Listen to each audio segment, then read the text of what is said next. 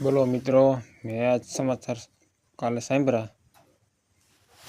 જામનગર શહેરમાં પલ્લાવી તેજા પર જોડું ફેંકવામાં આવ્યું.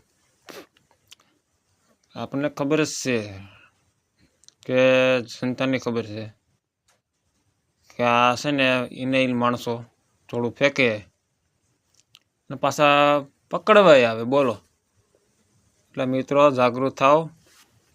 આવા નવા કાંડ કરાવી નો મજા આવે અને કાર્યવાહી કરવી જોઈએ. મારા વિડીયોમાં તમે લાઈક કરજો, તમને આવી નવી માહિતી મળી રહે. સમાચાર રોજ મિત્રો બોલો, કેવું કર્યું આવો કાંડ? આવા પાછળ તેમ કે હશે કોઈક બે ત્રણ લુખ્ખા થોડા હોય. બોલો,